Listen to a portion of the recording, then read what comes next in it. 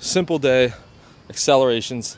I'm going to do hill sprints, and then after the hill sprints, I'm going to do some 3-point accelerations on the track, probably only like 10 yards. For the hill sprints, kind of do, I think, 10 of them, somewhere between 30 and 45 seconds between each. It's going to be quick because I don't have a lot of time today. And then similar thing for the 10-yard 3-point accels, but maybe like a minute between each. Halfway through this, I'm probably going to talk about why I like the hill sprints. We're going to be fluid because I only have about 30 minutes to train today. So we're going to do it. No warm-up. I already did the warm-up. I did all the drills, mechanics, everything like that in about a 15-minute warm-up. So we're ready to go.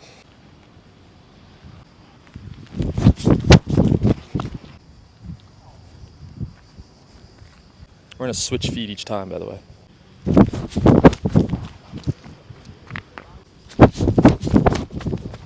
Part of the reason I'm only going 30 seconds between each rep here is just because hill's really small, so this is really easy. Like 10 of these is not going to be tiring at all. Got to avoid the bees. So the reason I like the hill sprints, and this isn't really a good hill, it's sort of like almost parabolic in the curve. It goes sort of flat and then it slopes up all at the end, which is not good. Perfect scenario, the hill is like a constant incline. I don't have that. And perfect scenario, this would be about 20 yards and not just, 7, whatever that is, probably 4 of actual incline. But the reason hill sprints are good, 3 reasons. One, if you don't have access to sleds or like a harness or anything like that you can tow weight, so like you can do resisted sprinting, the hill acts as natural resistance. So that's sort of the main reason. Really good and easy to find. Like you don't need to carry anything with you. You just find a hill, show up, do your sprints.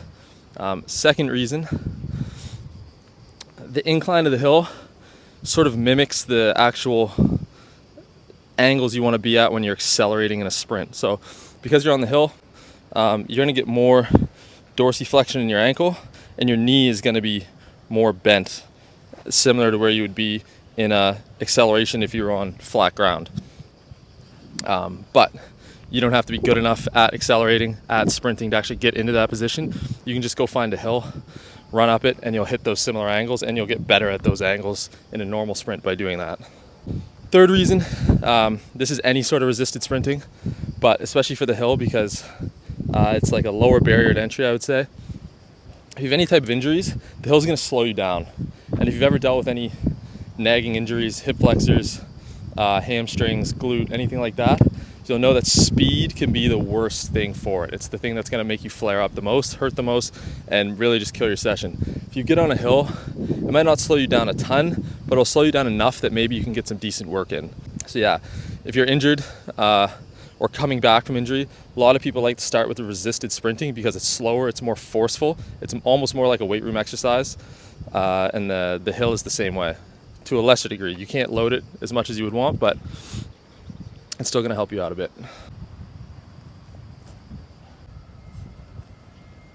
Okay, so hill stuff is done. That was a really small hill. It was not exactly the stimulus I was going for, but it's what we got today.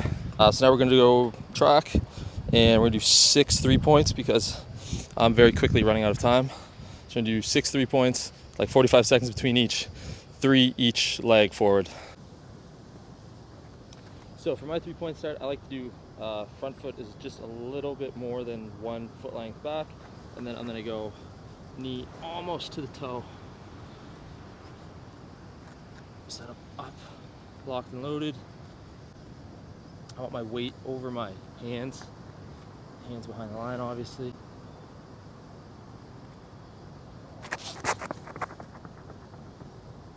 So, if you had seen my last video, I was doing 4-point starts, obviously from the track without blocks, and I had mentioned that I think the 4-point start is good for, the 3-point start for running the 40 sort of thing, and I really think it has had carryover because doing the 4-point start, it really feels like you have to really get out of there quickly, otherwise you're going to fall on your face. When you switch it over to the 3, you're already sort of in a better position to take off from, or to be upright and running, to accelerate from. So there's definitely been some carryover there. The 3-point start does feel better after doing that, but I haven't timed it, so I don't actually know, but it feels better.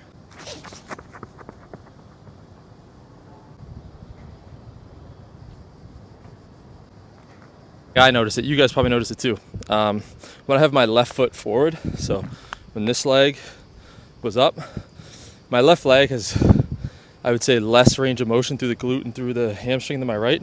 So the start when my left foot is up is a lot just shittier. It's a lot worse.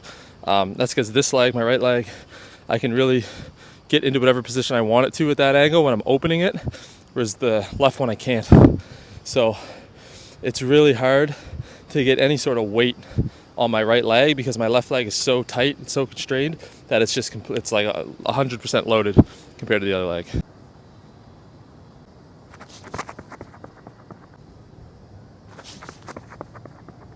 So that's today's session. Short but sweet. Didn't feel great, to be honest. I got to look at the accelerations after, but they felt a little slow. I did a heavy RDL workout on Sunday. The first time I'd done it in a long time. My hamstrings are still pretty beat, so I'm hoping that was part of it. But we'll see. See you next time.